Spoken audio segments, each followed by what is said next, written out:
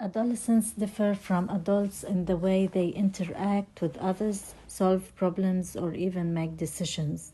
At this stage, adolescents go through biological, cognitive, and socio-emotional issues. During adolescence, children face biobehavioral reactions such as sexual behaviors, brain function, and peer relationship. Maya, a Year 9 student and around 14 of age, is suffering physically, mentally, and emotionally because she looks physically more mature than her friends. Why do you think? This could be because of many reasons. She could be born as a premature baby, been through stress in childhood, or even weight gain. The endocrine system consists of glands in various parts of the body. The glands produce hormones, and the hormonal changes of puberty begin in the hypothalamus. To initiate puberty, the hypothalamus starts increasing the production of GnRH. This increase happens once a threshold level of body fat is reached 23%, especially in girls. Therefore, Maya is showing second characteristic development such as enlargement of breast, known as breast pads.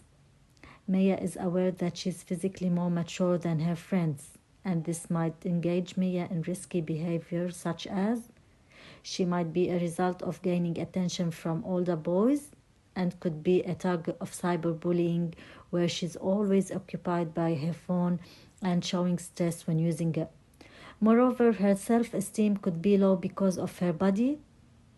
Add to this substance use, early sex activities, aggression, and depression. As a teacher, I should be aware of the psychological and behavioral problem that Maya is going through in this adolescent period.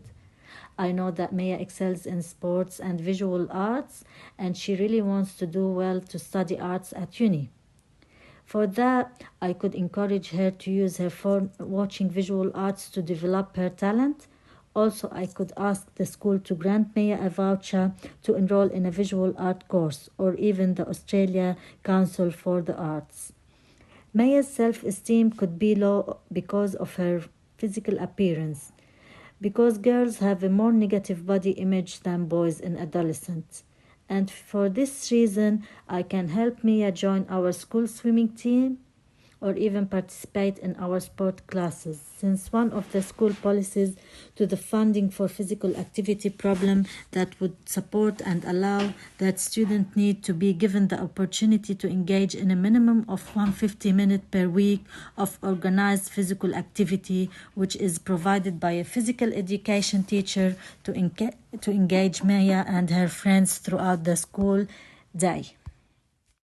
The Year 9 student has evident social and emotional issues which require immediate interventions. Her friends have disclosed she might be target to cyberbullying, and the school staff have mentioned she doesn't show up for class sometimes. Mia is going through a lot of physical changes, thus she is feeling confused about her early maturation, feeling depressed, and has a negative body image. Although she has 2 friends, but she seems to be isolated and struggling alone. Her self-efficacy is at its lowest since she's not doing well at school. Her prefrontal cortex is still developing, so it's important to work on her emotional competencies. Mia will be more engaged, according to Armstrong, when she feels emotionally supported. In his article, he tells us of 6 strategies to encourage effective learning. One of those practical ways is for us teachers to be emotionally supportive. We will agree on a time for a non-formal meeting where we can chat about everything we could do to help her and everything she would like to talk about. I will discuss with her her concerns. Why is she anxious? I will reassure her that our conversation is confidential. I will find out more about her friends. How is she affected by bullying? It might be difficult for her to open up straight away, but the good thing is she wants guidance and support. Referring to the article about mobile technologies, I will discuss with her cyberbullying, which is one of the 7 listed fears.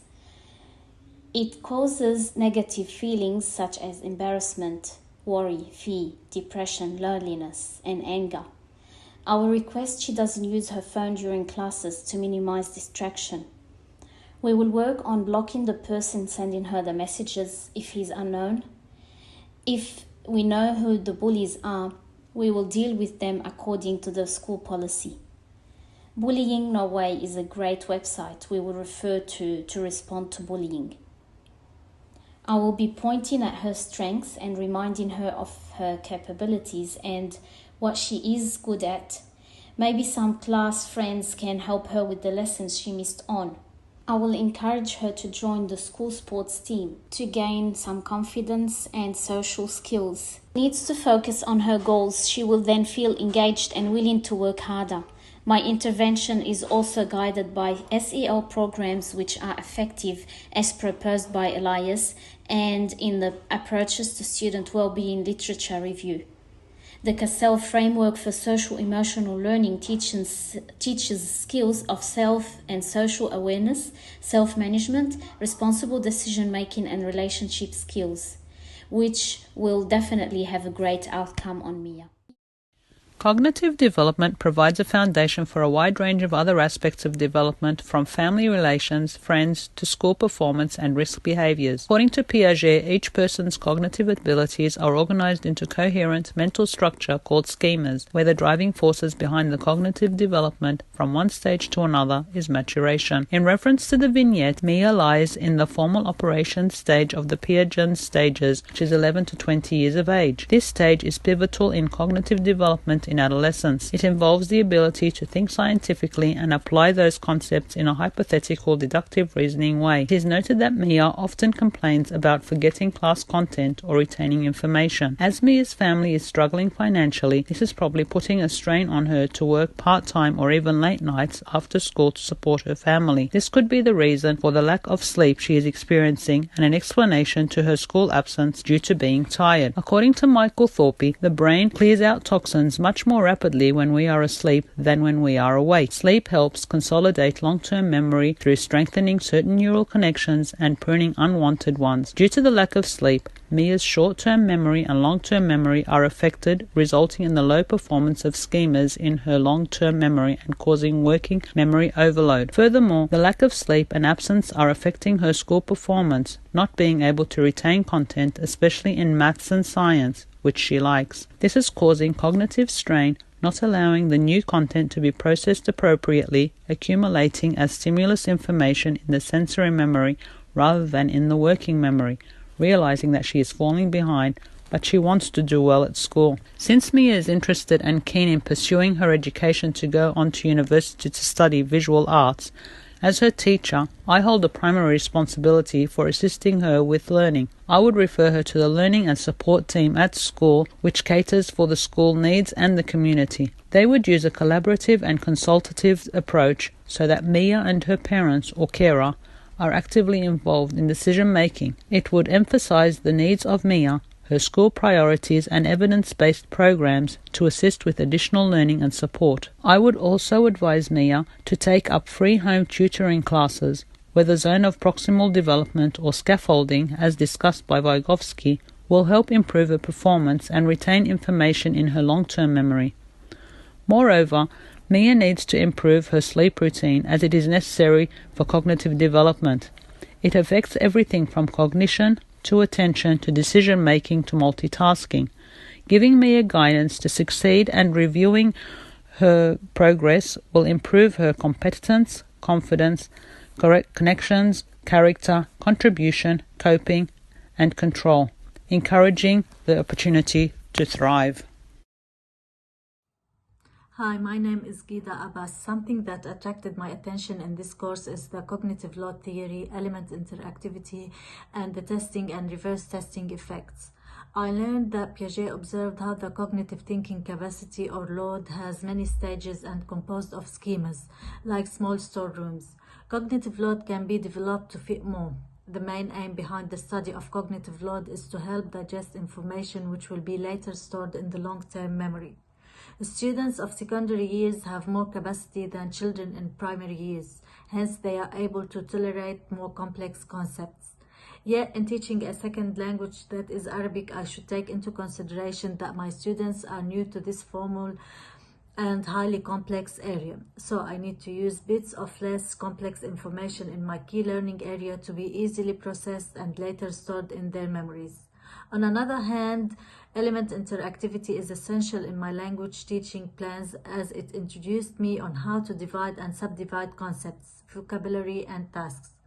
I now know that I have to simplify tasks that require processing in memory, and I have to pay extra attention to weak students who might focus on improving their typing or writing skill at the expense of other processes such as idea generation.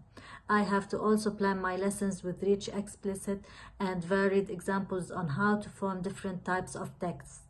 Supporting students with many examples will open their mind to the vivid and abundant Arabic language. Every student has her own cognitive abilities. As a professional educator, I need to understand the way each of my students work better, and I have to construct individualized examples for them to help them understand the language. In order to do my best, I should be able to cater all learners, whether visual, kinesthetic, or auditory. Hi, my name is Lisette Mansour. One of the many things I have learned in this unit is the stage conflict as proposed by Erik Erikson. Students need guidance in developing a sense of self and identity. Their challenge in this stage is forming social relationships. The well-being framework for schools requests placing emphasis on students' social and emotional competencies. Therefore, we must teach them non-cognitive skills. Non-cognitive abilities refer to attributes of how they manage themselves and how they interact with others. Guided by the Cassell framework, I will develop activities for self-awareness and relationship skills. As part of the languages lessons, they will be asked to research their background and share their findings using the additional language they are learning. Therefore, they will form some sort of connection with their parents and culture. Discussion groups will establish empathy and recognition of identity, plus knowledge about cultural diversity. Dialogue within those groups will allow the acquisition and usage of target language vocabulary.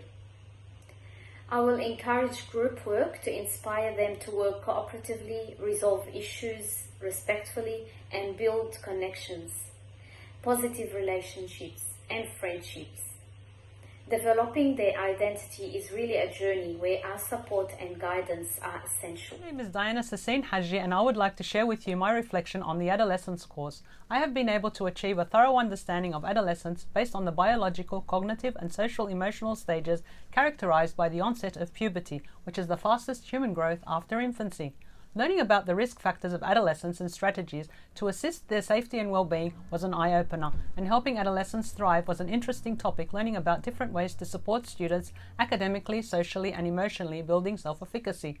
One of the concepts that has resonated with me is the cognitive load theory, which will help me greatly in my key learning areas of information technology and the Arabic language. As both these learning areas have complex information, the information will be processed in three main parts of the memory: the sensory, working, and long-term, reducing the cognitive load. According to John Sweller, an Australian educational psychologist, the cognitive load relates to the amount of information the working memory can hold at any one time. Instructional methods in MyKLAs should avoid overloading additional activities that do not contribute directly to the learning, that is, avoiding extraneous load. To extend the cognitive load memory, I would use the following approaches. The worked example effect, where the problem is already solved with every step fully explained and clearly shown. The split attention effect, where the learners are required to process two or more sources of information simultaneously in order to understand the material, then eliminate unwanted information, removing any extraneous load. And the modality effect, which is associated with the split attention, but offers an alternative technique to reduce the cognitive load by using more than one mode of communication, visual and auditory, decreasing the extraneous load on the working memory, facilitating effective learning. Furthermore, for both MyKLAs, building an existing knowledge on or established schemas will expand the capacity of the student's working memory, allowing capacity to process new and complex information, reducing the cognitive load. This knowledge is essential to me as a teacher, as it will assist me in planning my lessons in a more effective way, no matter what the complexity may be, and supporting my students' well-being and academic achievement.